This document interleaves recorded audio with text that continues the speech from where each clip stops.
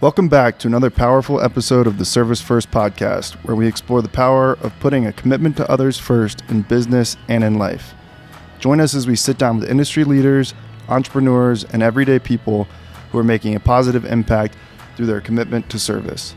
Get ready to be inspired, learn from the best, and discover how you too can put service first. Josh, thanks for being here, man. I really appreciate it. Josh McCain is the founder of Big Sky Bravery, a Bozeman-based nonprofit organization that serves special operations soldiers, active duty special operations soldiers, which he can tell us all about.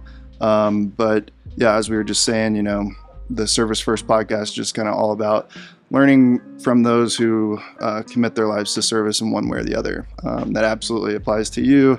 And just thankful that you're willing to talk to us about it. Yeah, thanks for having me on. I mean, it's really hard to be this close to Sidewinders and not be eating there. So yeah. I don't know if this was intentional or not to just get my head in the wrong space, but I can see it right now, and it hurts. We'll stretch this out past 11:30, okay, so you can head over afterwards and get a Coors Light. I can't wait. Yeah. Well, yeah, man. Just to get started, I guess if you don't mind, just kind of introducing yourself and talking about kind of your personal background, where you grew up and all that. Yeah, I mean, I'll try not to take too long, but moved out to Montana, I think when I was 4.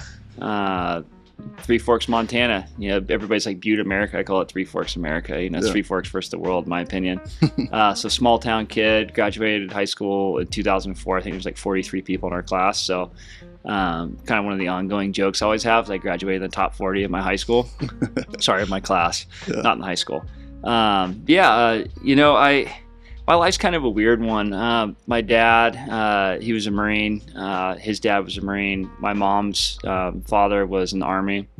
I have a brother-in-law who's served his entire career in special operations. But growing up at an early age, I loved living in Three Forks, and I love living in Montana. I think Montana's still great now. Don't get me wrong. I mean, there's a lot of different people that are moving here, but I still think people value, where they live, and they chose to live here for a reason. But back then, it was just, you didn't lock your front door. Neighbors were always there to help, and it was just a really, really, really special place. I got to grow up in an area that I could only dream about. I mean, I couldn't have picked a better spot. Three Forks to me is one of the best places in the world. So graduated high school in 2004. Didn't know what I wanted to do. I had shit grades in high school, I'm not gonna lie. Never really cared about books. I just always enjoyed being with people. Fortunately, there's no grades in that, right? Yeah. So a lot of my friends, they were going to play sports somewhere, or they got into a college. I'm like, well, hell, my friends are gone. I don't know what I'm going to do. So I thought about joining the service. I had a lot of different things I was thinking about. Well, I knew I wanted to go to college. I was like, what, I want to be the first person in our family that graduated, from four-year university outside of my mom. That's the second person technically. But so I applied to this place called Georgia Southern University. I went down there for terrible reasons. They made a really awesome list at the time. It was a top 10 list. And I was like, well, that sounds pretty fun. Top 10 of what? Playboy's top 10 party school. So it's like, yeah, why wouldn't you, Yeah. So they emailed me back, or no, actually, I don't know if there's email at the time. They sent me a letter. And they're like, hey, it's like the whole Forrest Gump thing, it's like, you need to be right here. And I was down to here. Yeah. So they said if I went to this school, this technical school, and I got a 3.5 GPA at this tech school, that they would accept me. Well, I went to the tech school. I think I got a 4.0. I mean, the tech school I went to was easier than the high school that I went to. The high school obviously wasn't that easy, but so I graduated from that, or got done with my first year of that tech school, and then went to Georgia Southern. And that's kind of, to me, where my life really started. Because I had a lot of responsibility. I ended up joining Russian for a fraternity, which I had heard so many terrible things about fraternities. But in the South, it's a lot different. Had the best experience with that. And just kind of the friends that I made, no one's going to go to class for you. The teachers in the college, they could care less. You're just a number, right? So some of these teachers, I swear to God, in Three Forks, they probably just passed me because, they like me, I made them laugh or something. But over there, that was when I was like, man, I got a lot of responsibility. Well, it was kind of at that time in my life where there was a different parallel. And it was in a parallel that I had no idea about. I remember sitting in history class when I was in Three Forks and watching the invasion of Iraq. I remember sitting in math class in September 11th, 2001, and watching those towers fall down. And a couple things happened to me during that point, and I'm kind of going back a little bit, but I just remember the patriotism in our country when those towers fall. I mean, like, you could see every single window that had a little plastic American flag on it. Everybody loved our country. You know, it was bipartisan. It's always been bipartisan, but it wasn't then. Like, everybody rallied behind, you know, The September 12th mentality. Yeah, right? September 12th mentality, you know? So fast forward back to where we were at, that really like instilled like a lot of patriotic, nerves in me. I was just like, man, this is our country, you know, this is incredible what we're doing. Well, then the invasion of Iraq happens. I go to college. Well, when I got into college, my sister, Allie, she introduced me to her new boyfriend, who was an Army Ranger. His name was Jeremy. And I had no idea what Army Rangers were. I remember hearing about them for the first time, maybe the first and only time. That movie Black Hawk Down. I remember they were part of a support element there in Mogadishu. And I just remember meeting him. I was like, man, this dude's a badass. Like, you know. And that was when the parallel hit me. Like, he's a little, like, maybe a couple years older than I am. But I'm over here, like, slamming natty lights in college, trying to make it to class. I'm trying not to fail out. Doing what I'm doing down there. And this guy didn't even go to college, and he went straight into war. And he graduated high school in 2001, went straight into war. He was one of the first ones into Iraq, or first one into Afghanistan. I think they took the airfield. And that really opened up my eyes to how selfish I thought I was being, and how selfless that these warriors are. I mean, they commit their entire life, and, you know, I'm not going to get into like more of what I do now unless you want me to, but that was an eye-opener for me. I'm like, man, I'm literally living this college dream, and this guy is deploying for 4.5 months every single year, and then the other time that he's home, he's training up for the next deployment. They're constantly going over there, you know, into the most evil, harmful places in the world. They're not like, you know, they're going to find people and kill them.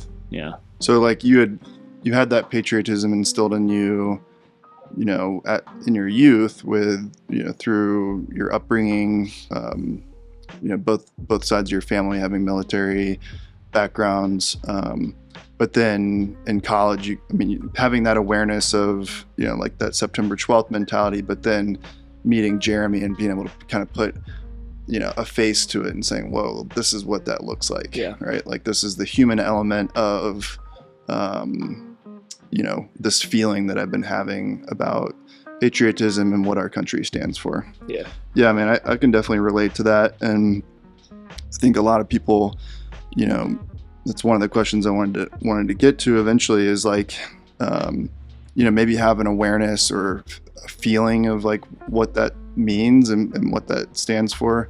But really being able to put, you know, connect the dots and have the human element associated with it. And for you, a family member, you know, through Allie and Jeremy, and, you know, really being so close to that story. So you met, I didn't know that. So you met Jeremy when you were in college. Yeah. At Georgia Southern. He was like, people listening to this podcast are looking at it right now. I don't know how many Rangers that you've met, but they're a very rare breed of men. You know, it's not like the traditional, everybody's like, oh, he's in special operations. He's got, you know, long hair, long beard, you know, like this Hollywood, you know, version of an operator. And sure, there are guys that fit that bill. I mean, I see them all the time. Yeah. But there's other guys that are just like, I mean, Rangers are like clean shaven, right? They can't have any facial hair, high and tight cuts. You know, they have the sleeve tats, and they're, I mean, physical like beasts. Yeah. But looking at him for who he was as a man and how he treated my sister, you know, like what I was saying with my dad, you know, my dad, he served in the Marine Corps, I think, for 4.5 years. So when I was a kid, I wasn't a part of that then. That was before he met my mom. But like, I didn't grow up with anyone being at war in my family. Right. You know, at all. Like, I had no idea who was even deploying at that time. And then now it's here. And I just remember how and this was just for me, so I'm not trying to be selfish about it, but like every time that he would leave, I'm like, holy shit, you know, something could happen to him. And then seeing that with my sister, and then you get calloused over time. Like, my sister was telling me a story that really like just sunk in with me. And I didn't remember her telling me this till years later, about ringing the doorbell. Like, so he was deployed, and it could be the UPS man, it could be the FedEx guy, and she didn't know if it was someone that was from the Army coming to tell her their husband was killed. Yeah. So every time someone would ring her doorbell, her heart would sink. And that was for 4.5 months every single time. And then he'd come home, and then he'd train up, or they'd be on call, and then they'd go over and over. I mean, I just remember, watching these major milestones of Jeremy, like this deployment, that deployment, getting married, having their son not being there for his birthday, and so that was like, to me, it's like, man, there's a lot of service members, and I applaud every single service member. I didn't serve, obviously. My heart was really attached to special operations, and like seeing how arduous this workload was on them. I mean, these dudes are literally going over there all the time, nonstop. Jeremy did 18 deployments in 20-year career in special operations. I think he was deployed almost 6.5 years total time overseas. And none of them were like peacekeeping, where he was like doing a security checkpoint. I mean, every single night they're going out and just eradicating evil. Yeah. I was just like, so get into the future stuff, and I'll let you ask another question. But that was the mindset that really started to shift in my life. I'm like, dude, you're a worthless, human being. I treated people nice. I've always treated people nice. But like, what are you doing to look at that flag and say I should be proud of myself? Yeah. Yeah, it kind of puts it into perspective when, for sure, whether it's like that example of meeting somebody like Jeremy, who, really kind of makes you aware of like maybe some unmet potential, like for yourself, or just like when you meet somebody that serves as a role model in various different ways, and it's like, it's good, it's healthy to have that awareness and say, okay, here's living proof of how I can be better. Yeah. I want to get into the BSB like origin story, but this question just kind of popped in my head with Jeremy. Like you said, he's only a couple years older than you. You were in college at the time, typical college guy, and you're looking at Jeremy, this guy who, like you said, didn't go to college, went straight to war. What do you think between Jeremy and all the other, men and women that you've interacted with from those types of circles? Like, have you seen anything in common that drives them to serve in that way, where they're like, it's a totally selfless call, right? And because there's so much stress, so much burden on your family, people like your sister. I remember listening to your sister speak at the tribute dinner. What was it, last year or the year before? I think it was 2 years ago. 2 years ago, yeah. It's all whirlwind, isn't it? And I mean, like, those stories are just so powerful, Like, what do you think drives people and keeps them committed to that type of service? That's a really good question. It's tough to answer that as not being able to serve. I guess the perception that I've had, I think there's two different ways to answer that. Like, some of the people that we give back to, I had no other choice. I was either going to go to jail or I was going to join the military. Yeah. Or they came from a broken home, or whatever. And then it changed their life. They got in and they had no idea, right? Like, I have talked to so many men, because we have like the male and the female programs. I don't interact with the females. We keep it, male and male, female and female. Yeah. I get to interact with them a little bit, but like a lot of the males I've spent time in the last 8 years, for the guys that came from like the broken homes, they're going to go to jail. Dude, they were talking about doing like 4 years. They were just a 4-year contract. They were out. Yep. And then all of a sudden they're like, hey, there's these special forces contracts or whatever. And then they're like, holy shit. Every one of them had the commonality, like the theme behind it is they don't quit. Right? And they see opportunities, they take advantage of it. Then you got the other service member, right? Maybe the officer or the guy who comes from a very patriotic family, wanted to do his part, and they were always going to serve. Like I've interacted with guys sitting around a table and they're like, oh man, I remember seeing that movie with Charlie Sheen about Navy SEALs. Like I knew I wanted to be, something when I grow up. Yeah. Or, I used to watch Last of the Mohicans or whatever. And like, I wanted to do that, Yeah. So they had it in their entire life that they were going to do it. So I think that's the two correlation. I think what they both have in common is every single one of them loves their country more than anybody you can imagine, right? They didn't know they were going to make a career out of it, or they did know they were going to make a career out of it. But selfless sacrifice, humility, and just a desire to win and never quit. These guys that we give back to, some have been in service for 20, 25 years. That's what I mean, man. Like, there's got to be some underlying power, because you don't have a career like that, a 20-year special operations career, just by depending on like feeling motivated when you get out of bed every day. Yeah. Like there's got to be some other underlying passion that just like makes you forget about all the reasons that you shouldn't be doing that. Yeah. Makes you it overcomes the burden that you feel, or the stress you get from leaving your family, like Jeremy did, for so many years. I mean, it's admirable, and something that I think, there's a ton of power behind, where you have some type of influence that pushes you along, whether that's patriotism or the American spirit or whatever it is. I've gotten to see that a little bit, through our network and the people we get to spend time with.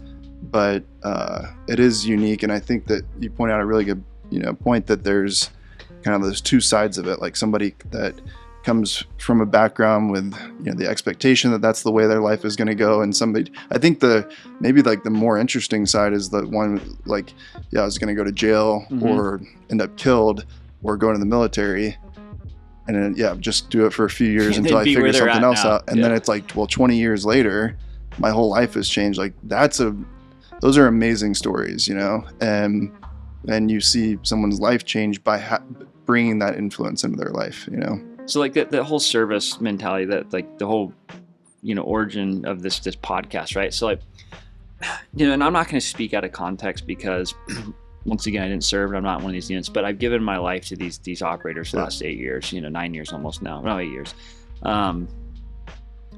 The work that they were doing, this is kind of from the old timers, right? Not the younger guys, but the work that they were doing, it's just like, being a framer, right? You go to that job site, pour the foundation, you build that frame up, and then you walk away from your job that day and you're like, dude, look, I just built that whole wall, right? Oh, the living room's done, whatever. Like, then the whole house gets built. Same as the service industry here. Like, I bring my wife and kids to Sidewinders once a week, and I don't think I've ever had a bad experience. The waiter or waitress that we always have is always like, are your kids all right? You all right? They're seeing that smile on my face, smile on my kid's face. We love our food. We love coming in there, the American flags on the wall. So what you're doing matters, right? And you can see your hard work. You can see the fruition of it. Well, these guys that were going over there, I mean, I was paired with this one guy, and he had been in special operations like 22, 23 years, and he got out. Well, he was part of this whole, I forget what they call, like the Baghdad SWAT era, right? And he was describing to me, and not in a information was open source. They said they go out and do 4 or 5 hits a night. They go hit somebody, go roll up, place whatever, get intel, go grab that guy, and then somebody on the back end of the phone like, hey, we just got intel on this, let's go hit that. So 4 or 5 targets a night. And he said they did it for 4 months. And they were getting after dudes every single night at every single target. He said it would be very rare that we'd roll up on a target and there wouldn't be like someone there ready to fight. And he was like, well, good luck, And that hard work and that mission set they had back then was so arduous, And some of the stuff that I think these guys are doing now is like they're waiting for that. Like they got to this NFL caliber special operations unit, and they're kind of waiting for that, and the op tempo it isn't as high as kind of what the old timers were telling me it was. So I think that their hard work, they want to put that to use, but they don't really necessarily have a lot of as many opportunities. It's like a carpenter having all the training and all the tools, and then not having lumber to build a wall or something, right? So it's gonna be really interesting to see the dynamic of Big Sky Bravery and the special operations community to come. I mean, you turn on the news and like it seems like we're 30 minutes away from another World War III, right? Whether it's China, Russia and Ukraine thing, like what's gonna happen with that? You got the cartel, you've got all these different things, and like we're seeing all this open source information of like, holy shit, like are we about to go into the next world war, shut down the economy, they pull out the draft, whatever. But these operators, I mean, I think last year open source again, I think they were deployed to 74% of the countries on the planet. So very small footprint of people being global, right? It's kind of nuts, but I think that they want more to do, and that's the mindset. Like you want more tables if you're a server, you want more people to kill if you're you want to, like you said, you want to be able to see that wall that gets built, for sure. And that applies to a server in a restaurant, being able to kind of build the experience for people like you and your family, and definitely to these men and women in the soft community that you and Big Sky Bravery serve. So on that note, I kind of want to like steer back into the organization itself. And I thought we were going to talk about my college days. So that's good. Let's just skip those, right? yeah, we're just going to pass right over that. Okay, good. No, yeah, I want to, I've heard this story a little bit from you, but I think it's really interesting, and I love that you already kind of introduced Jeremy, but talk a little bit about, from that point, meeting Jeremy, his relationship with your sister, and then how does that turn into starting up a nonprofit here in Bozeman, serving the SOF community 8 years ago? Yeah, I mean, I've told this one a couple times, so I'm going to try to come at it a little different approach. I actually had two brother-in-laws. My older sister's married to somebody in special operations as well. They ended up getting divorced in 2012. So he was a great guy. He's a good friend. After they divorced, we kind of lost contact and everything, but seeing it from both perspectives. So when those guys would come home from deployment, Jeremy would reorganize the shop every single time. Like, he would always find projects to keep himself busy. He'd had 2 weeks block leave. After that 2 weeks is up, Jeremy's back in there. He's getting after it. Well, the other guy, he couldn't stop moving. He got really bored. He didn't want to be stagnant, right? He needed like an outlet of decompression. So he would always like go run for God knows how many miles, do his like physical animal, or get on his mountain bike and always do it. And I'm like, man, I just remember seeing both of them, like two completely different, circumstances, or what I'm trying to say, like outlets, right? Your garage, your house, go run as fast as I can, or go mountain bike as fast as I can down on a trail that isn't really mountain biking.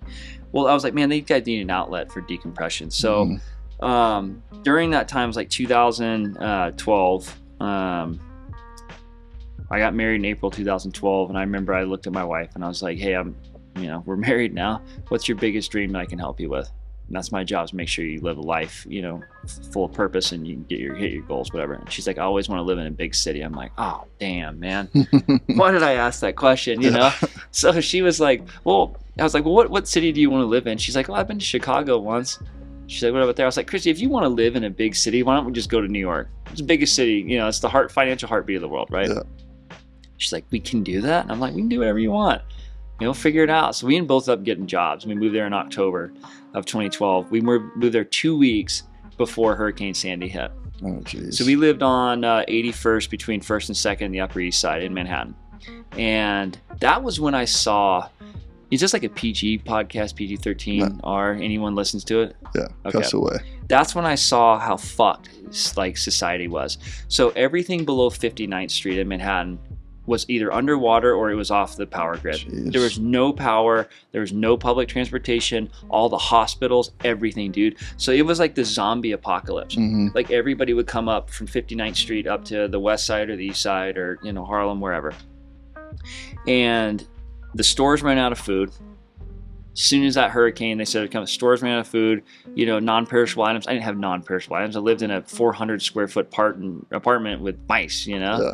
And then Sandy hits, and it was a block party for 2 weeks. I'm not shitting you. Like, everybody got drunk for 2 weeks straight. I was like, man, Americans are very resilient, right? It's like you got these guys who are like eating like someone's bread, and then they're drinking, God knows how many beers a day. Yeah. But Americans will find a way to get beer. We will find a way to get beer. Yeah, just depends on what kind it is, I guess. Yeah. I started a career up there. I got an amazing job. This guy named Philip, he really like jump started, my belief system and myself. What were you doing? So it was in healthcare. So I was in charge of leading the business development team. And basically what I did is we had visiting nurses, visiting doctors, and home health aides in all 5 boroughs. So we were an insurance contract we worked with insurance contracts to make sure that people who had government sponsored healthcare options got the best service they could do. So I land that front, and then at the end of it, it was pretty cool. It was more like private equity based. My boss was really interested in acquiring smaller home care agencies, so I got to see the financial picture of that and started to interact with people on buying opportunities and stuff like that. But during that time, so the BSB origin, Jeremy was coming back from his 14th deployment, and I used to always go see Jeremy when he got back home. I remember seeing him. He always would want to go to Outback Steakhouse, I think. It was either that or I think it was Outback.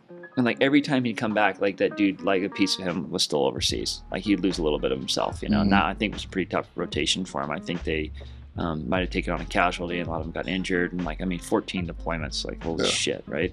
So I remember flying back, and I just gotten a bonus, my first quarterly bonus from my job, and it was more money than I had ever gotten in my life. And I remember feeling like I was on top of the world. I'm like, oh, we can go to dinner somewhere, and I go buy a Rolex or something like that. Like total idiot. Should have invested and probably bought Amazon at the time, and could have bought 20 Rolexes. But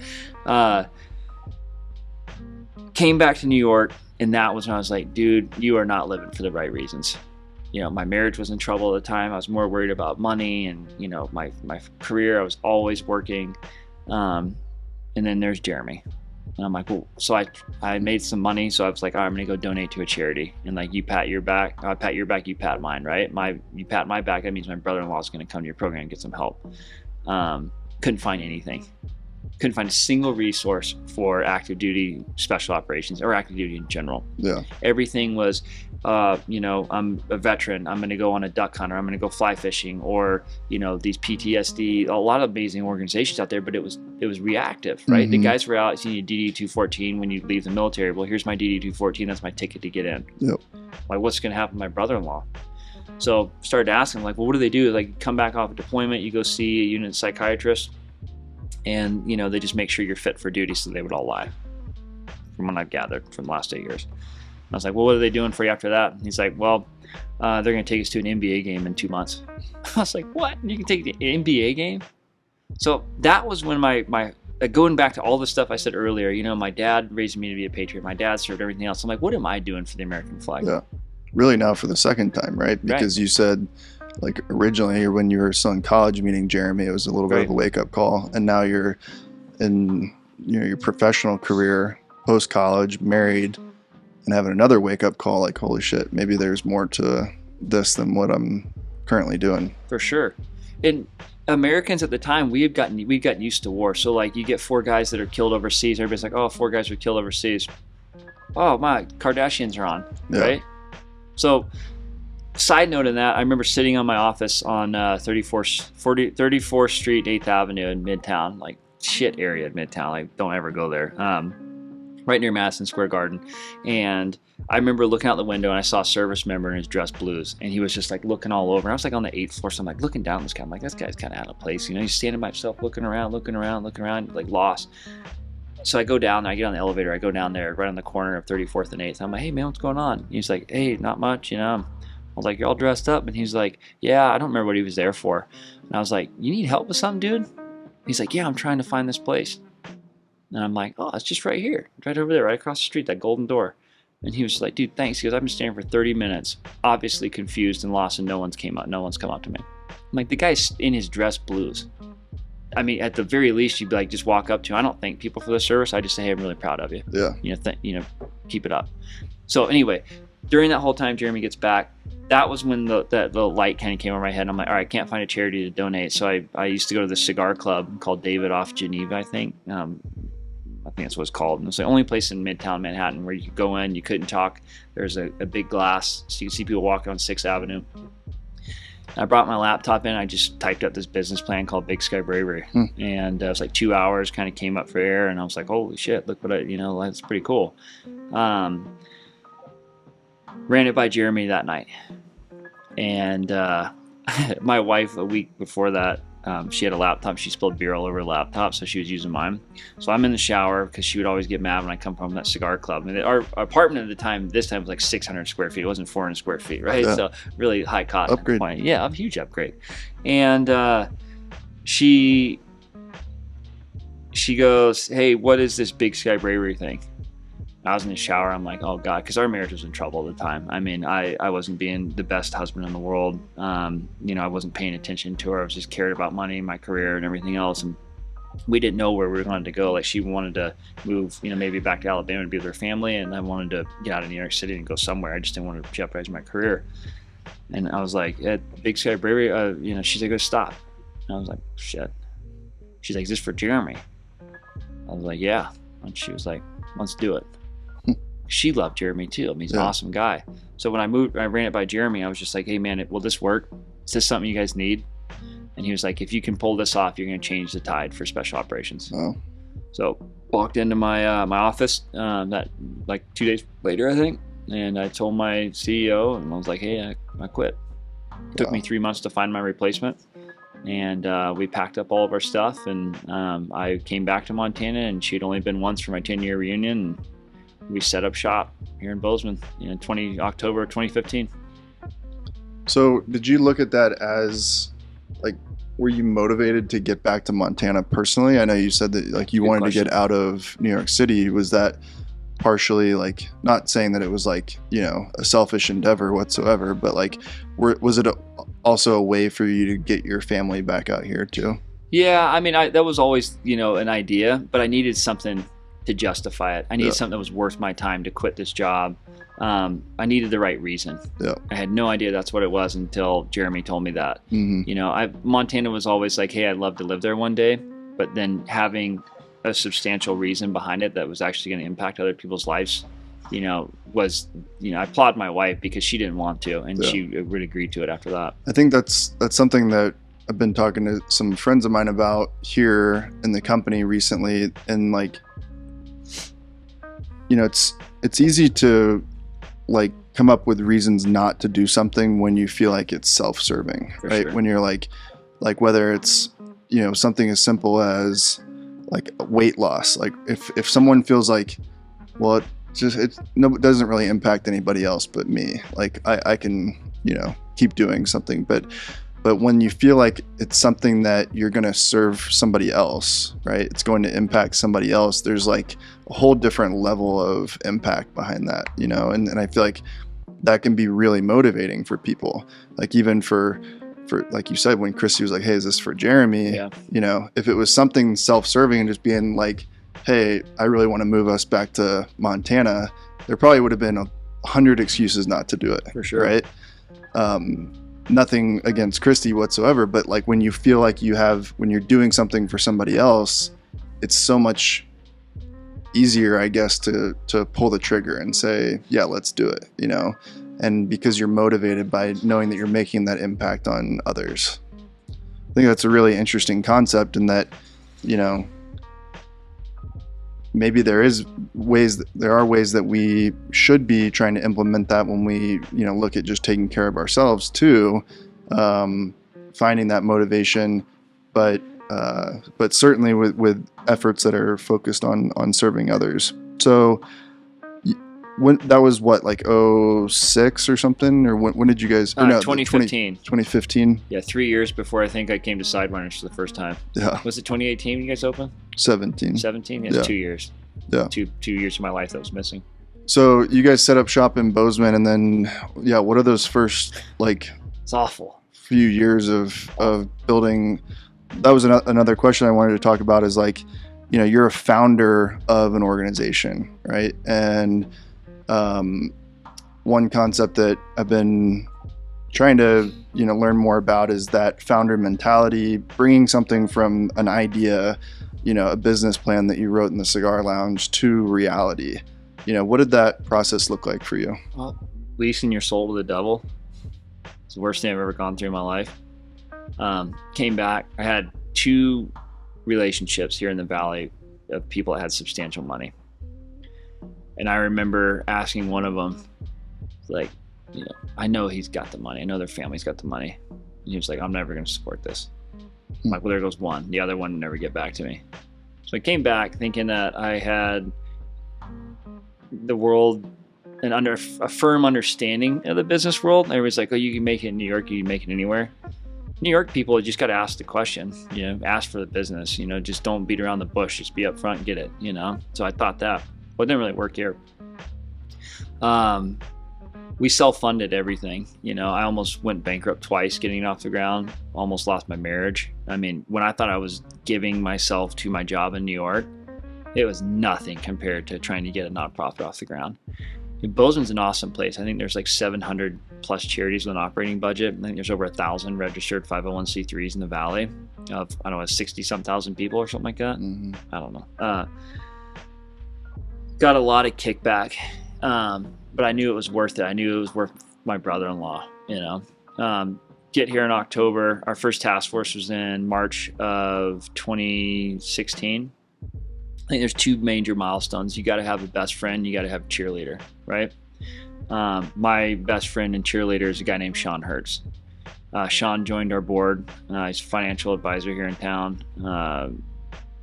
He was I've had two major blessings in Big Sky Bravery. He was number one in sequential order.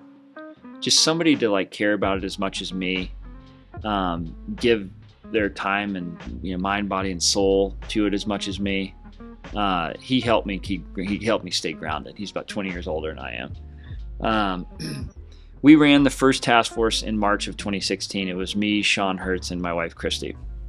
Never been more nervous picking up somebody from the airport. Like these three guys in special operations came out, and this is like goes back. They were all sleeve tatted, just physical specimens, right?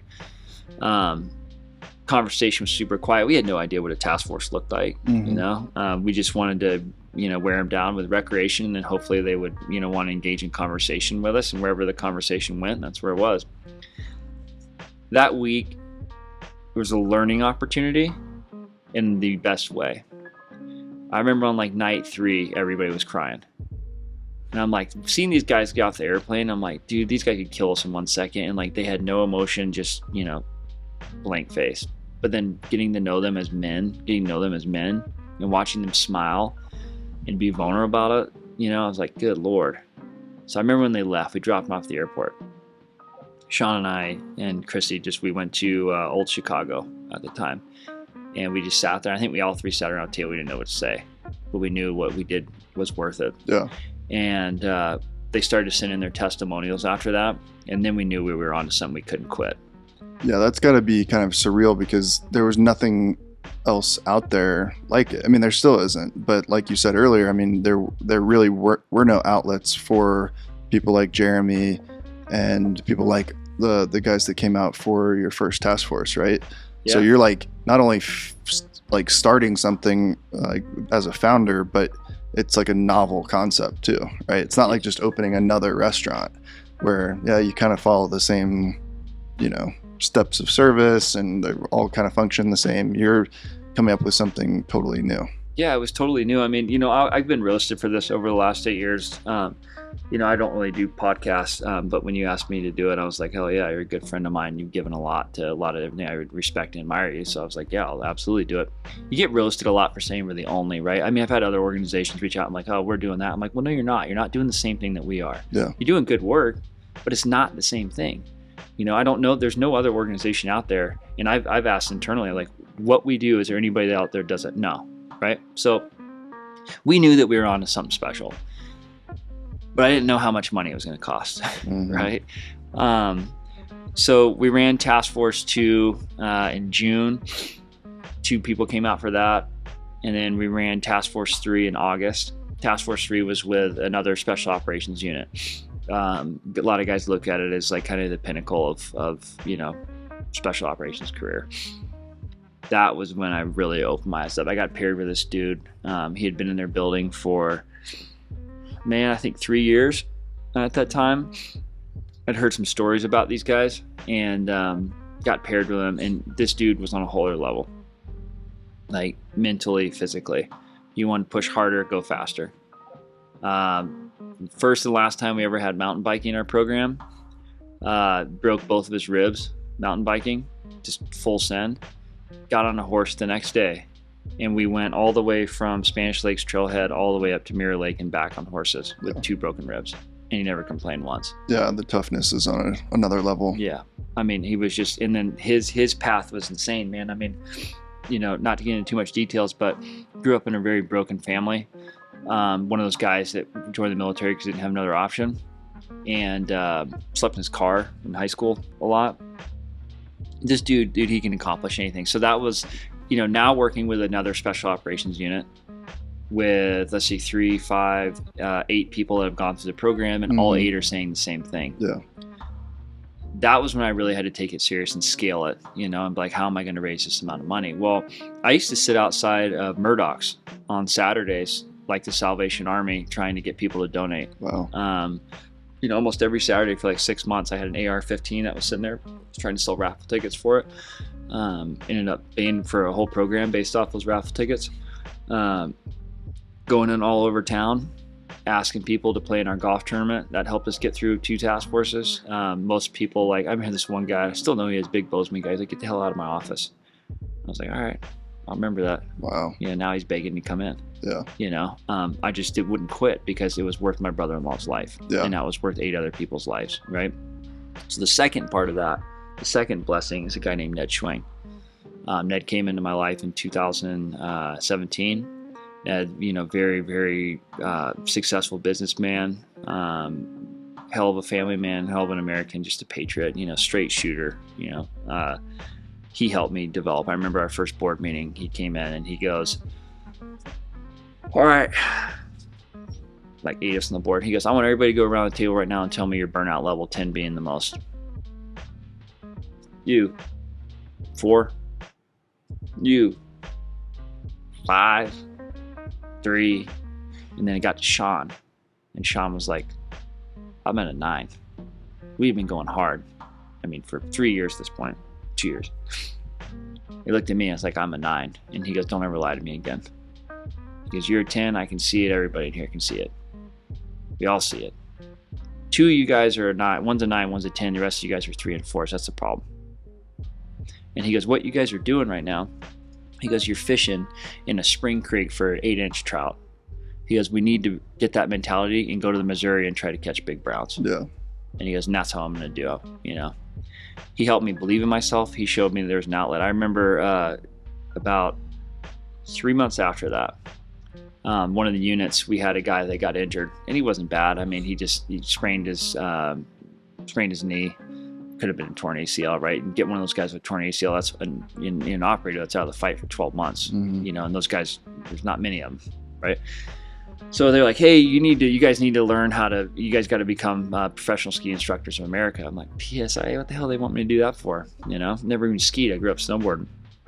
So I taught myself how to ski. Well, my 3rd day on skis, I had a tibial plateau fracture, sprained my knee, tore my MCL.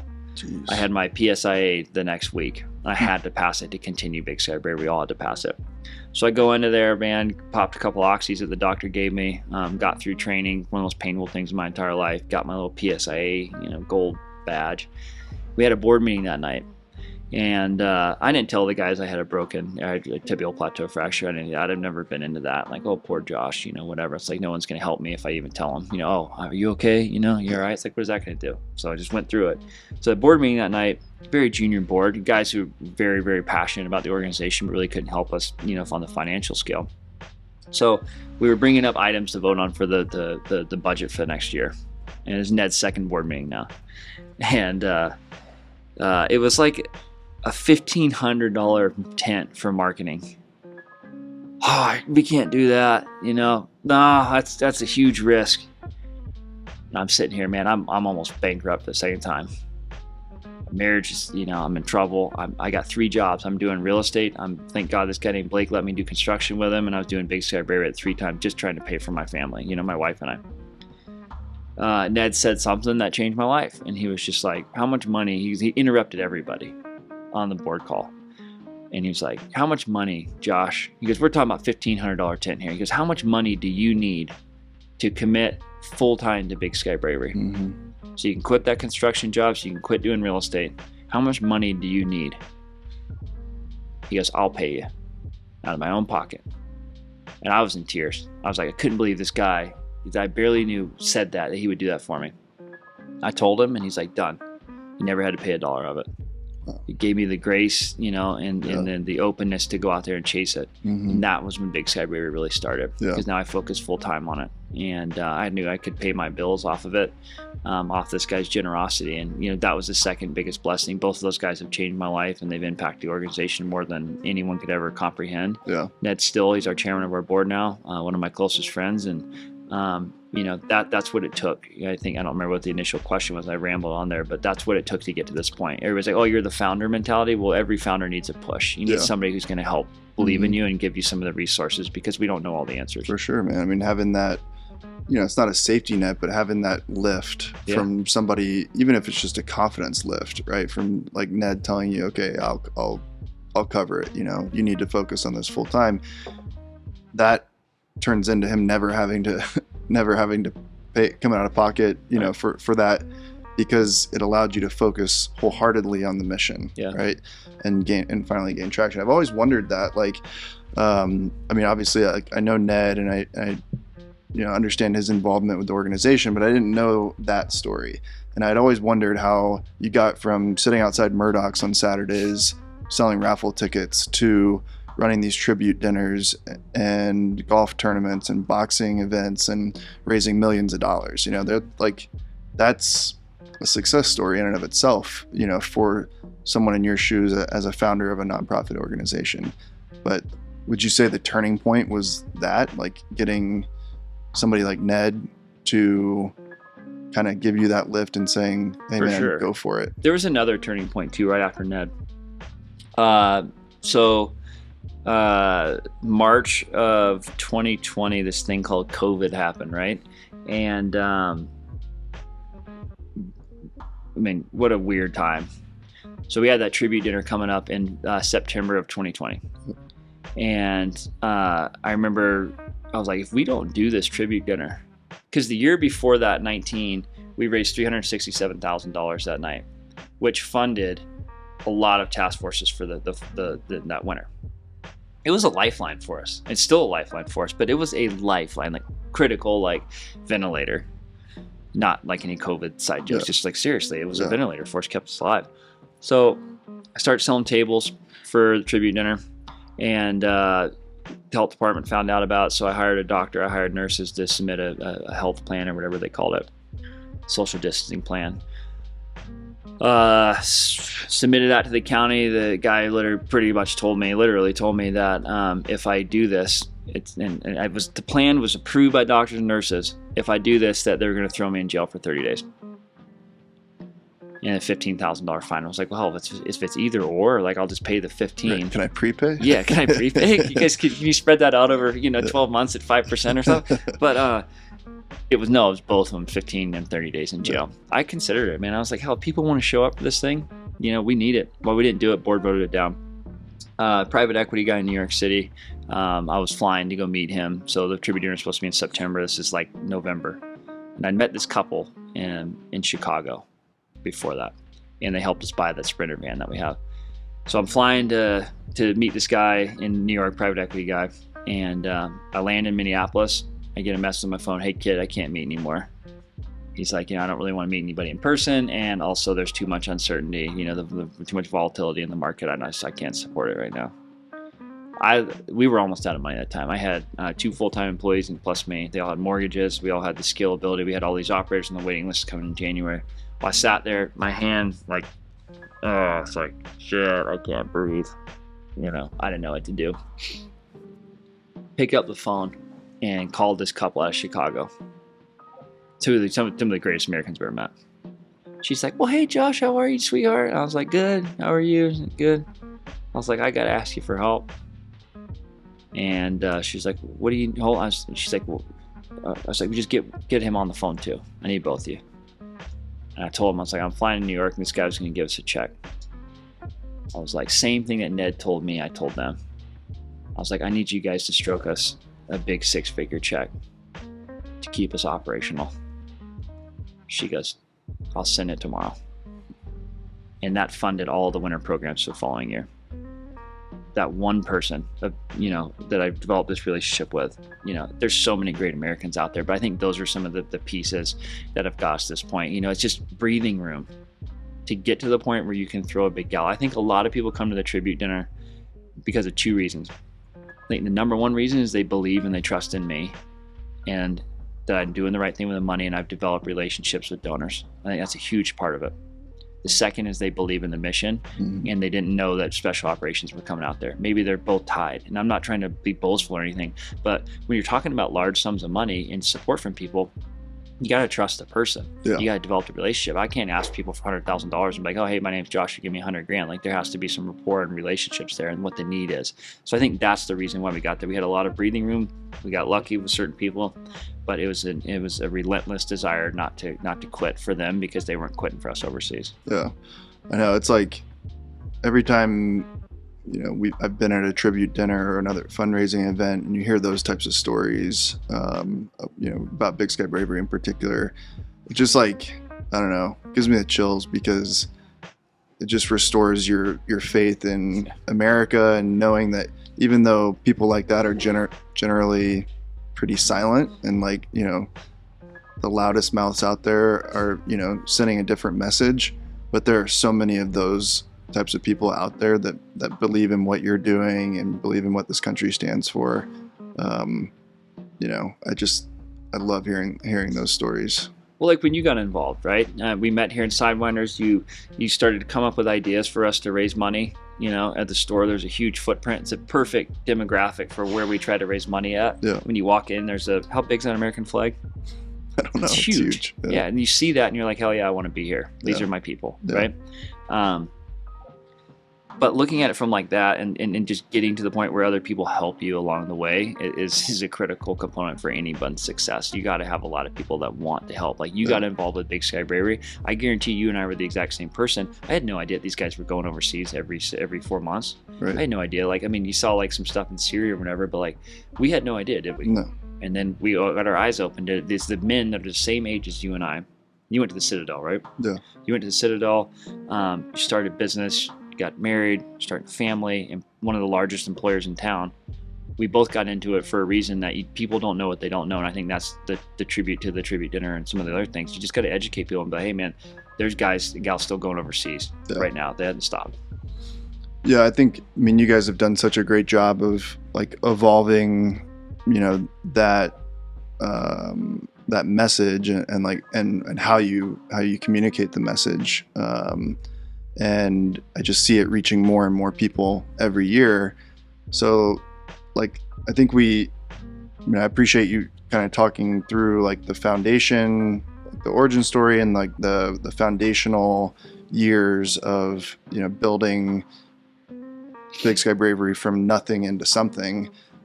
And now you guys are kind of like in a different stage, right? I mean, now it's like taking something that exists and scaling it. Mm-hmm. How many task forces are you doing every year now? So the scaling is in 3 different answers now. So we'll do 23 this year, 25 next year. So task force everybody, that's the active duty operators that are hand selected internally from the unit based off who needs it the most. Yeah. Well, we have over 450 people in our alumni network now that have come through in the last 8 years. Yep. So, was it under promise and over deliver, right? Well, we over promised and under delivered. We told all those 450 people we're going to take care of them. That's a lot of people, right? Yep. So luckily, with the generosity of, like, scaling the financial component of it through revenue, we've been able to hire more people to experience different programs. So we expanded it in 2 different arenas. Well, number one, there's always going to be people who need our help in the alumni base, right? Guys who need some reprieve to come out here to Montana and, get some fresh air again, reconnect back with that volunteer they reconnected with the first time, right? The other, well, I guess it's multi-tiered. The other part of it is in 2020, we had a task force that was canceled. It wasn't due to COVID. It was just like they were doing something, who knows. And so I reached out to a really good friend of mine. His name's Micah. And I'm like, hey, Micah, we got an open task force, units, whatever. And he's like, dude, what about the wives?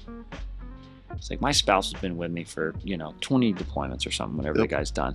And I was like, really? Like a spouse program? Run it the same way? And he's like, yeah, spouse program. We did that beta test in 2020. It's one of the best things we've ever done. Yeah. So now we have six, that's kind of a tongue twister, 6 spouse task forces this year. Yep. Then we also have what we call our family task forces, which we hired this incredible lady named Jenny to run. So if the husband, the operator, comes through and then the spouse comes through, they're in the family task force network, where we will then put it as a lottery pick almost, because we have to, with that, because they all deserve it. And then they get to bring their entire family out. So we started that program model this year. It's a good friend of mine. He lost his wife to cancer. when she actually was a spouse on our very first spouse task force. She ended up battling cancer, beating it, and came out to our task force, and then ended up, lost her battle about a year and a half after that. He's one of my closest friends in special operations, and we were able to bring him and his 3 kids out for our family FTF1, Family Task Force 1. We've got 7 other families that are coming in the next 3 months now. That's awesome. So we're scaling it to that point too. So I think, back then we were only focusing on the operator, but there's a bigger problem at hand here. Being able to partner with organizations like the Honor Foundation has been big for us, that are really, to me, the pinnacle of transition services for veterans, especially in special operations. They only focus on special operations. So being able to pass that off and be like, all right, man, I'm getting out in 20 years. Yes, my 20 years is up. And then be like, here's a professional to take care of that. We're professionals in recreation, and we're professionals around that dinner table at night, right, in my opinion. I don't know we're really good at it. Yeah. But then given resources like that. So a scalability piece is just, funding creates opportunities. You just never want to say, hey, I've got the best, hot wings in town, and then I'm going to go, right, start a pizza place, and then the pizza sucks, the hot wings go down. Yeah. Yeah. It's like menu variety, Yeah. right? I mean, like scaling scaling Big Sky Bravery is not just a matter of executing more task forces every year. Now you're branching, and that has an exponential impact on the organization, right? There's now exponentially more needs because, yeah, you are trying to do more task forces, but you're also doing the alumni, the alumni retreats, you're doing the family task forces, you're doing the spouse programs. And so now, how has that shifted the dynamic within the walls of Big Sky Bravery between staff and volunteer corps? That's a really good question. I think it's really shifted the dynamic in the people that we bring out.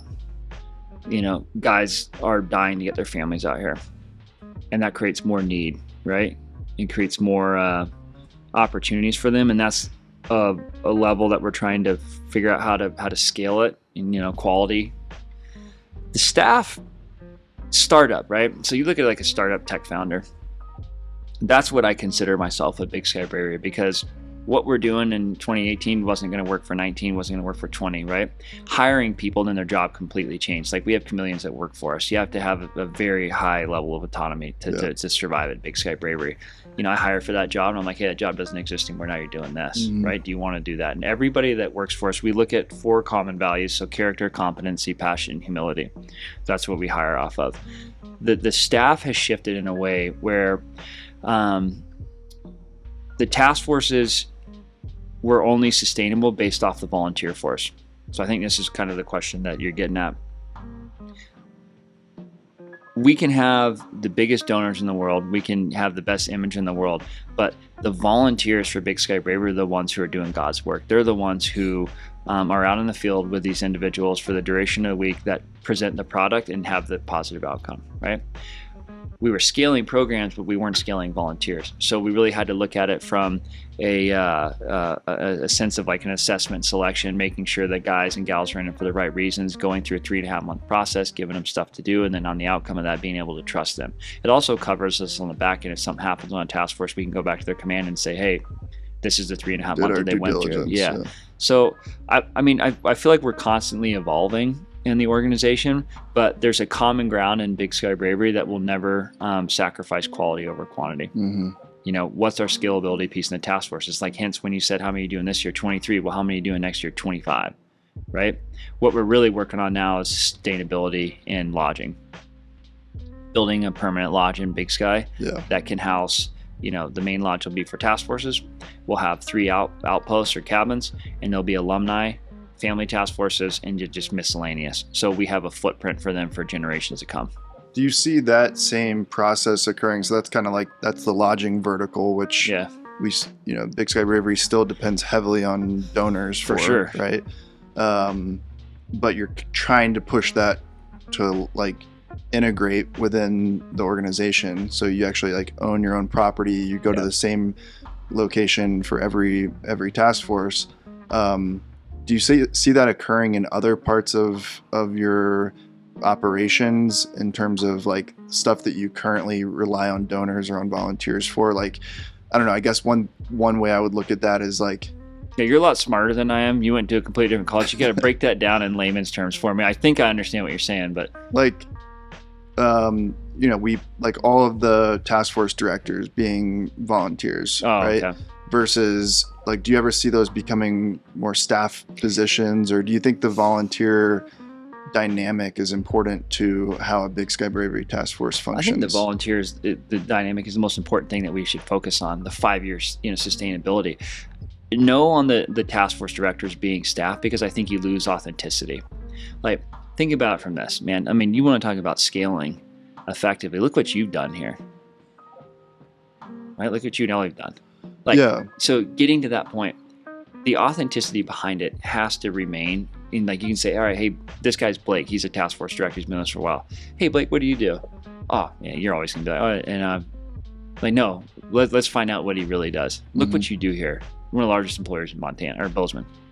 So you're taking time off work, taking time away from your wife, taking time away from your son to go out and volunteer for a charity that you care about. I think there's an authenticity piece. We just have to make sure that those are the right people leading it. Yeah, for sure. Does that answer it? Is that what you're asking? No, it doesn't. I mean, I think because I've seen that firsthand, but I was just interested to get your perspective on, like, is the fact that these task forces are led and executed by volunteers, like, kind of crucial to accomplishing the mission. Yeah. Which I think it's a really important dynamic, but it's completely different than a for-profit industry, right? Like, we don't have any volunteers at Blue Collar Restaurant Group. Right. Everybody's a paid employee. Right. So that's, like, on some level, some more than others, like, that's why they're here, Here's a way I can answer that in a more creative way. As a CEO of a for-profit business, as a CEO of a nonprofit, you got to take care of shareholders. Right? Shareholders are donors and volunteers. So we're constantly making sure that they're communicated with, they have the right resources back to invest, that they understand the market opportunity, to the balance sheet, to whatever, right? Yeah. So we look at volunteers and donors as shareholders. My job is to make sure they have the right information, make the right decisions. I think it really comes down to one major thing. It's who's leading the task force director. If the task force director can see problems before they happen, they can educate the volunteers on what to expect, best outcomes, guys who've been in it for a long time.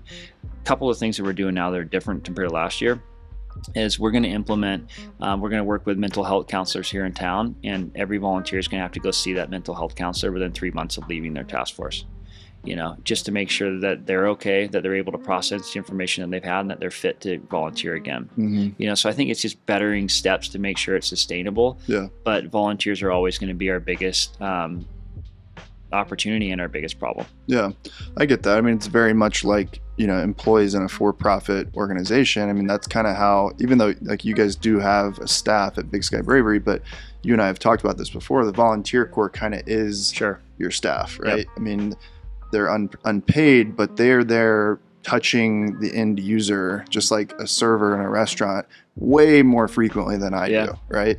And so the volunteers are there interacting with the recipients at Big Sky Bravery way more often than you do, and so you have to trust that you have the right people on board and that they're there for the right reasons.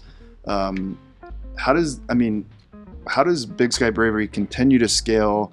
I know we talked about the quantity of task forces every year and branching off into these different types of programs, but do you always see it being like Bozeman and Big Sky based, or do you think that this same type of mission could be accomplished in Texas or in Virginia? You know what I mean? Like, there are recreational opportunities, and if it's purely about recreational decompression, could this become almost like a multi-location, hey, we've got outlets here for these guys and outlets on the West Coast for those guys and stuff like that? Yeah, I mean, I get asked that a lot, especially in Jackson. Like, a lot of people have asked me about Jackson Hole. I've had a lot of people reach out about Aspen, Colorado too.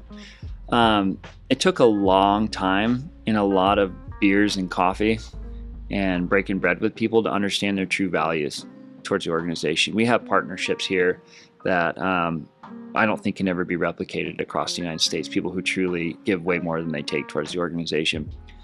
One of the things that we have going in our favor is the footprint of who we give back to. Now, numbers, I don't truly understand the numbers, but it's not we give back effectively right now to about 18 to 22% of the total population that our target audience is. which is pretty hefty, right? When you look at it from the scalability piece, our target audience is very different than the regular military or just special operations in general. I think SOCOM's umbrella is like 120,000. I mean, people roast me on this. I don't know. But I'm pretty sure it's like 80, maybe it's 80 to 100,000. The target population that we give back to is, I can't give the total number, but it's way less than that. Yeah. Right. So if we're giving back to 18% of that target population, we're doing a pretty good job. Not every single person that's an operator needs to come out for our program. Mm-hmm. Not every single wife of an operator needs to come to our program. And that's the beauty of what we do, because the stress is off my shoulders, it's off Jeremy's shoulders. There's internal cells inside of the special operations units that we work with that hand select the people that we know need it the most. Yeah. And there are certain times, Blaine, where, like, let's say unit A, dude, I can't fill these spots. I can only fill one of the 5. Then we go to another unit, like, hey, can you fill this one? Can you fill that one? Right? We're going to be expanding partnerships, but we're meeting the demand that they're putting forward every single year, Mm-hmm. because not every single person inside their organization needs it. So that helps us with the quality piece. Yeah. To me, it's the back end of how to really answer this, and the challenge that we face is the 450 alumni. Yeah. What are we doing that's effective for them? Yeah, and I think that does answer the question in terms of like the continued evolution of Big Sky Bravery. It's only natural. You want to improve at what you're doing. You want to, whether it's, serve more people or serve more effectively year after year, right? Talk about taking care of your shareholders and stuff. I mean, you're kind of pointing this in the direction of just going, like, staying narrow and deep rather than wide and shallow, right? So trying to double down on alumni, double down on their families and spouses and kids, and making sure that you're really hitting that as deeply and as impactful as possible for those individuals that you're serving, rather than saying, hey, let's replicate the same experience in Jackson Hole and in Aspen, and right. Yeah, and I think one of the ways that we can help with that is, the nonprofit mentality is like, everything that you do is perfection, you're saving the world, right? To me, it's looking at what you did last year doesn't count unless you're trying to improve it for next year. Mm-hmm. So we look at data points every single year. Luckily, we have this amazing resource called FMG Leading, where they're, the leaders in consulting, and then understanding how data and metrics are established to improve, corporate culture, to leadership opportunities, to whatever. So they've really invested time in us. Well, we have, in the next month and a half, we have every unit that we work with, they're sitting out their lead psych. And we're running a task force for them, and they're going to tell us what our true benefits are to the operators, to the families, what volunteers should be looking at and whatever. And we're going to look at those data points and try to improve upon for next year. Yeah. So I would rather have less people come through on the scalability piece. Like if a billionaire like Jeff Bezos, like, hey, I'll give you $1 billion if you can bring in 10,000 people next year, we'll keep your billion. We can't do that. But we can scale it to where it's an effective solution, rather than, mass multiply and say, hey, this guy had an okay time. I like that, and I like that you guys are involving the psychs, because you already have really good metrics and and quantitative data on what the impact is for most of these recipients, but they're going to be able to tell you, hey, these are the things that really matter. Yeah. Right. And like this is how it translates into a better family dynamic, or a better relationship with their spouse, or maybe getting back on the horse and being really motivated for their next deployment, or whatever it is, like whatever those goals are for the organizations, they're probably going to know that best. Right. I think that's a really good strategy to accomplish that, for sure. One thing I know that we've been talking about within the volunteer group is, and you touched on this, is the evolution of the volunteer selection process. Can you talk a little bit about that, and then how it's been going so far, how you think it's going to impact volunteer selection moving forward, and what the overall volunteer needs are for the organization? Yeah, that's a tough question to answer. Were you on DP's task force when he came in? As a recipient? No. Yeah. Okay. I met him right after that. Yeah. I mean, the dude is a rock star. Yeah. When I think it's so to get down to the basics of it, like if I'm stressed about something in business, I'm not going to go talk to somebody who's in business school, right? I'm not going to really listen to that person. Yeah. I'm not going to give attention to him. They don't have the credibility. They don't have the credibility. Yeah. If I want to talk about business, I'm going to come to you and I'm like, hey, Blaine, like we had a cup of coffee like 3 months ago. I'm, hey, man, this is what I'm rolling out. This is what you're rolling out. This is my struggles. This is, and I feel safe now because I know I'm not wasting my time. It's not falling on deaf ears. So when this guy came through, it was like 2018.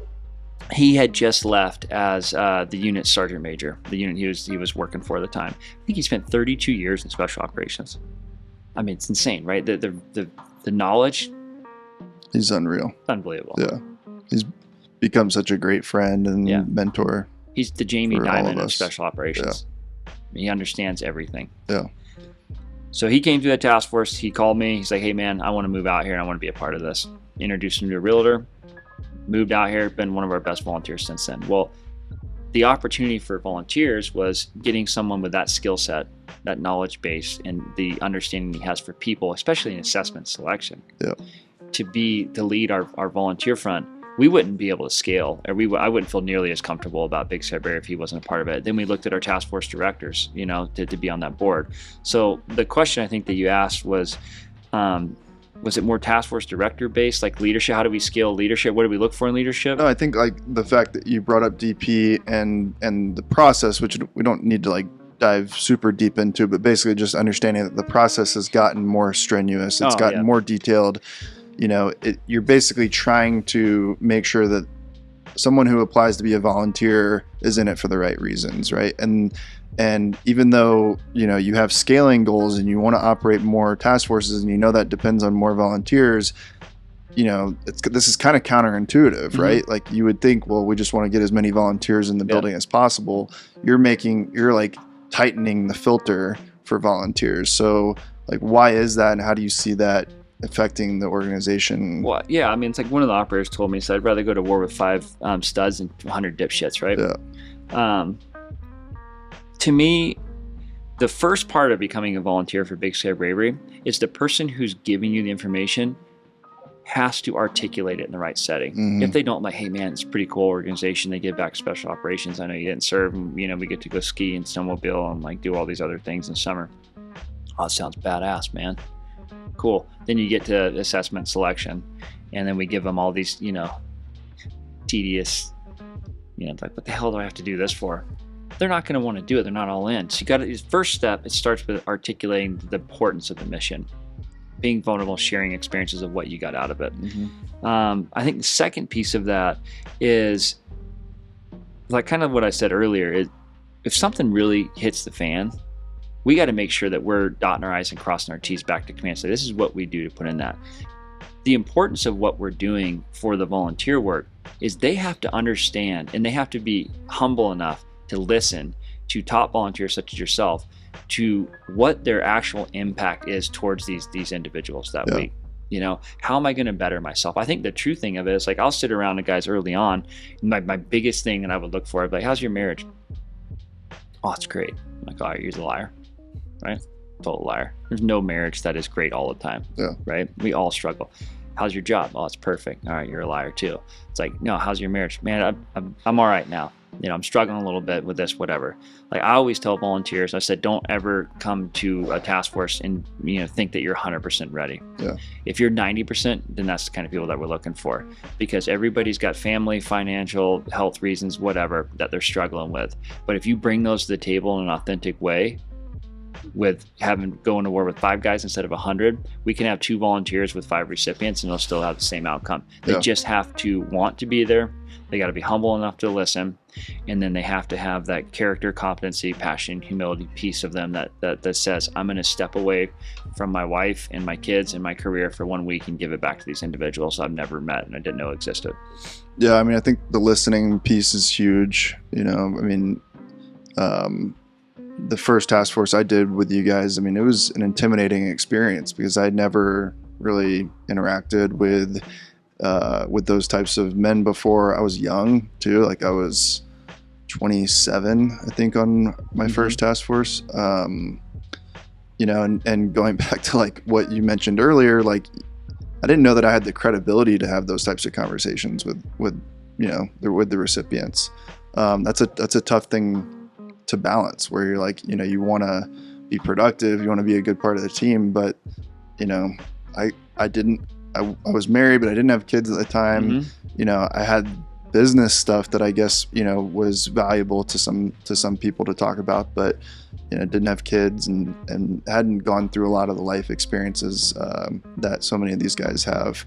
And I'm getting more of that, getting more experience, getting more comfortable, and have more in common with most of the recipients now. But that was a challenging thing to learn to balance, I guess. But listening is always it's always a good strategy. That's what we're here for. I mean, dude, I didn't have a clue what we were doing on that task force either. I was just like, hey man, if we can make them smile and laugh, and then they open up in conversation, it was listening to other people's advice and be like, hey, we should do this, do that. And like, do we have it figured out now? I think we got a pretty damn good firm understanding on it, but we can always do better, right? I had no idea what I was doing back then either, so don't feel too bad about it. I mean, I'm the one who dislocated my shoulder in the backcountry and you had to put it back in. So. Yeah.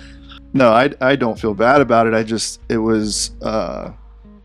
It was just an eye-opening experience for me, and I've said this to a lot of people that I talk about with, that are asking about my experience with Big Sky Bravery, that like when you first talked to me about being part of a task force, I was really excited to do it, mainly just because like, I had wanted to go into the military and didn't get that opportunity for,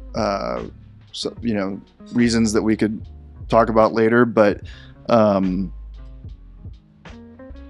never found that one like avenue to be able to like contribute or give back and whatever you want to say thank you, or like I said, give back to people in that are doing so much for our lives here as Americans. And so initially I thought about it that way, like, hey, this is going to be kind of transactional, kind of like, hey, thank you for your service. You've given so much, let me give back my time. But even on that first task force, seeing how collaborative it was and seeing how much like it was mutually beneficial for everybody involved, really changed my whole perspective on what Big Sky Bravery is about and the impact that the organization makes for both sides of it, the recipient and the volunteer. I mean, the volunteer corps here in Bozeman have become really a lot of my best friends, and the people who I know I can depend on. We have that in common. We have a lot of common values, like shared values and stuff. So it's really an amazing operation, amazing organization, and the impact is really twofold. I know you interact with a lot of volunteers, but I hope you know that it's impactful for us as much as it is for the recipients. I think that's the best task force and the best volunteers, is the volunteers get just as much out of as recipients. That means you're all in. Yeah, and I think when you walk away from it with that experience, it means that really the mission of Big Sky Bravery, forming that brotherhood, that can't happen if it's purely transactional. If it's just like, hey, I'm here to do what you ask or whatever, that doesn't happen. Like you have to go through some shared experiences. You have to, have tough conversations. It's a give and take between everybody that's there living in the house together, Well, let me ask you a question, because this kind of gets brought up a lot for me, is you said, some of the volunteer forces become your best friends, right? Well, the guys that we give back to, their team's their best friend, right? Mm-hmm. But then at some point, hey man, here's my badge, I'm out. That team's going to go on. It's not your team anymore, right? And then they're going to continue that tribe, and another person's going to come in here. Well, that's probably one of the most beneficial things for Big Sky Bravery is, we're best friends, volunteer force, and everything else, but it's showing these guys what's the sustainability. How are your friendships back home sustainable? Mm-hmm. The way you can do that is interact with civilians.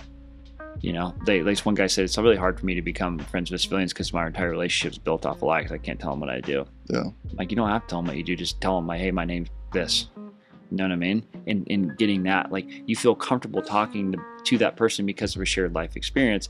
Well, it's being the first step to that is like raise your hand and say, I'd like to become a volunteer. Like, we can sniff out a lack of authenticity in a split second. Yeah. That's what makes it great. It's like people are genuinely authentic, want to be there, and are selfless servants. Yeah, I know we talk about that within volunteer training, and as a task force director, I know I touch on this before every task force with the other volunteers on my program, that it all starts with that foundation of trust, right? And what Big Sky Bravery offers is that the recipients can come in, and even though that a lot of them still come in with their guard up a little bit, at least they know that, especially after many years of you guys operating these task forces, and they've heard from other guys in their unit or people they've worked with, yeah, Big Sky Bravery is, it's a legit organization. They're great volunteers. So as soon as we meet them at the airport, generally, they know that the volunteers are there for the right reasons.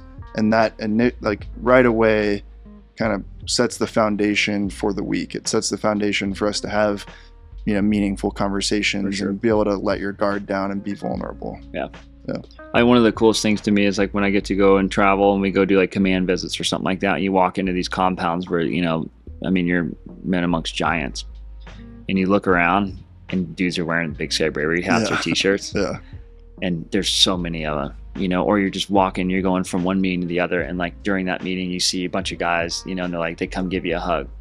Or like, hey man, I'm so and so, my buddy on my team went through your program, and you just like, it reaffirms your faith in what you're trying to do. Because a lot of people look at nonprofit work and it's like, that I think people have a different reality of it. It's like, oh, it's super sexy or whatever, you're giving back, and like people look at me and like, oh, what you guys have, he's having the time of his life, he gets to go ski at these places, whatever. It's not what it's one of the worst things I've ever been involved with, because you're dealing with a broken community. At the end of the day, that's what it is. You're dealing with men and women who are hurting. They're internally selected to come out. They're not coming out because they're top performers. They are top performers, but they're coming out because they need a reset and they're hurting. Yeah. So you're constantly surrounding yourself with broken people. You just can't become broken in that process, which I battled with for the last 8 years. It's like, how do you get through these different things and these barriers? Well, it's the same thing for everybody. But if you're authentically, whatever, if that's right, this might be a 3 forks word. If you genuinely want to be able to go with genuine, you're going to have a great outcome from the volunteer side of it, and the recipient's going to see that. But the recipient's got to want to be there too. Yeah, for sure. And you're kind of relying on the unit's leadership to make sure that they're making the right selections too about getting people out there. But I think that's a really cool impact that you're making, and that you've actually got full on advocacy from the operators, like you said, when you're going to these command visits and seeing them wear the merch and represent the brand. I mean, that's kind of like best case scenario. Dude, 4 years ago, so I get done doing a brief, and looking at, there's like 60, 70 people in this brief, dude, and they're all killers, man. Like, you've seen them. I mean, just grown ass men. They're the highest caliber of their job, and you're giving a brief to them. Well, I remember one of their senior leaders came up to me right after that. I was sergeant major at the time. Pulled me aside and said, "Hey man, I appreciate this brief." I was like, "Yeah." Call me buddy. Like, "Hey, appreciate this brief, buddy." "Yeah, all right, buddy." I didn't know to say buddy back to him. And the last thing he said to me always resonated with. This was 4 years ago. He goes, "Josh, I'm gonna tell you something." And I said, "Sir." And he goes, "Don't fuck this up." He goes, "You're the only resource that we have. You're all that we've got." Shook my hand, gave me a coin, walked away. And for that guy to say that, "You're all that we got," I want the volunteers to understand that too. So it's up to us to articulate that. It's up to me to articulate that back to the donor base. Now there's, like I always say to people that give money to us, and I truly believe this, because I look across this valley, man, like some of these nonprofits that give back to disadvantaged youth and like troubled kids and like making sure people have food. I mean, that touches my heart. I got 2 small kids. But I always tell everybody, you give me a check, make sure their intentions are in the right way, figure out how they want to be communicated with. All that's kind of the basics. But I look at them and I say, hey, there's so many great organizations out there. I really appreciate you making Big Sky Bravery a priority. Yeah. Because you earned that money. I mean, Blaine, you earned it, right? You're giving it to us, you earn that. You don't have to. And that's what's great about America. It's a very philanthropic country, right? I mean, billions and billions and billions of dollars a year allocated to nonprofits. Whether some of them are doing good work or bad work, it's not up for me to decide. I know that what I can control is what we do internally, and it's a pretty selfless place we live. I think going back to, like, you made a comment about, you know, maybe people's misconceptions about what nonprofit work is all about. I think a lot of people end up just looking at those dollar signs and saying, oh yeah, they raised X number of dollars, right? Comparing one organization to the next, even if they're in completely different, you know, effort sectors, you know, like Big Sky Bravery serving active duty SOF versus, you know, the Gallatin Valley Land Trust or something. You know, it's like, I think oftentimes it just gets boiled down, well, how much money do they raise? You know, well, that's not, I mean, the money is just the vehicle for how Big Sky Bravery makes an impact. And I'm super proud to be part of it. I'm super proud of you and for being able to hear this story from, you know, from 0 to 1 and now to what it's grown into and the future that Big Sky Bravery has. You know, thank you for making it a reality, because there's been a lot of people that have really benefited from it. I appreciate that, man. I mean, you've been a huge part of it. A lot of people in the county, you know, the city of Bozeman have been a huge part of it. I mean, at the end of the day, like what you said, nonprofit's a business at the end of the day. It's the only business model that over 70% of your cash is just getting blown in the for-profit or spent towards the recipients, at least 70%. That's like kind of the threshold. So you start over every single year, yeah. But it's a business at the end of the day. It's who's driving that business. You have to, and like I think another misconception for nonprofits, if people are like listening to this and they're trying to get their nonprofit to the next level, the people that you're hiring have a life. They have a mortgage, right? They might have kids. They need a vacation for a reset. They need to be able to pay their bills. They need to be able to stash money. Well, you got to pay people a good salary if you want the right people. So I think that's kind of the misconception about nonprofit work too. It's like, oh, I'm a nonprofit, I'm going to take a huge pay cut. Well, yeah, we're not going to be up to industry average of what Goldman Sachs pays an analyst. But damn, if we don't have the right people that support us, that believe you need the right person to do a job, and that's all about scalability. For sure. Right? Yeah, I mean, that employee experience, the volunteer experience, like making sure that, you know, not only are we getting people interested because they love the mission, but they actually love the nuts and bolts of executing day to day, right? And that starts with you. It starts with Jeremy and Dave and everybody in your office and guys like DP and Shane that are leading the volunteer corps, and, you know, and our newest volunteers too, and making sure that, you know, they're really enjoying the experience. And like you said, sometimes, especially with this new volunteer selection process, like, you know, reading a book and writing essays and stuff like that's not for everybody, and that's okay. But the ones who do buy into it, I mean, I've sat in these boards and heard their feedback. They love it, you know, and that's to me, it's like, okay, that's a check mark that we've got the right person in the room. Well, I mean, one of the things I've always been like the most proud of you for is like, you're one of the most humble guys I've ever met. Sidewinders, perfect example. Like, people come up to me and I'm like, oh man, I'm so proud of you for Big Sky Bravery, you know, well done, thank you. Like, dude, there's hundreds of people around me.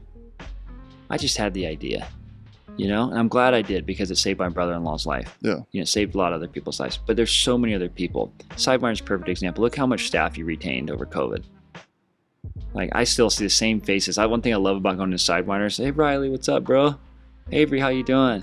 Jackie, dude, Ty, Trey. I've known those people for 6 years because I've drank, you know, so many Coors Lights sitting at the bar and ate more hot wings than anybody in the county. But it all starts with humility and taking care of the right people. Like, how you retain staff over that is still one of the most impressive things I've ever seen. How you treat people. You can't go, I get those hot wings, they get delivered to my table. You might not know that person is who delivered it, but they're there for the right reasons. Everybody wants to work there. So humbleness, man. And there's so many other people that have supported, you know, for me to even get to this point where we can talk about it. Well, I can tell you that, you know, at least from my perspective, and I'm sure this is true for so many other volunteers and recipients that have been part of the organization at one time or another, that type of, you know, what you see at Sidewinders, what you see in our company is hugely impacted by my experience at the Big Sky Bravery. Really? I mean, I talk about things, you know, with our leadership team, with new employees.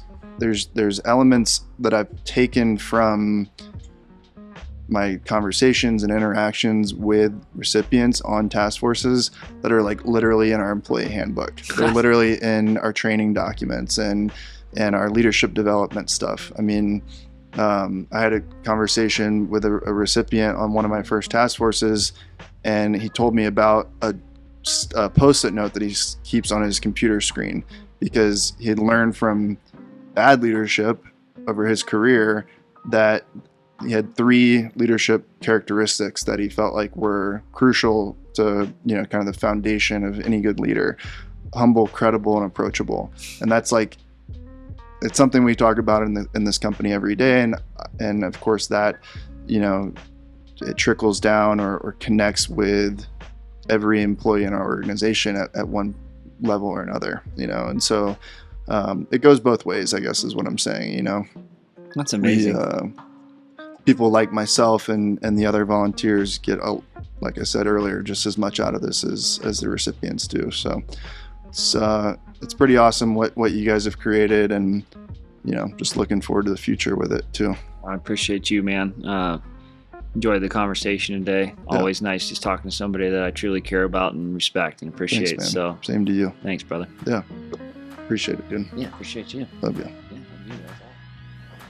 Thanks for tuning in to another episode of the Service First podcast. Join us on our mission to spread the word and inspire others to lead with a service first mindset by sharing this episode with your friends and colleagues. Don't forget to rate, review, and subscribe to the Service First podcast on your favorite platform. We can't wait to connect with you and continue this important conversation about service, community, and leadership.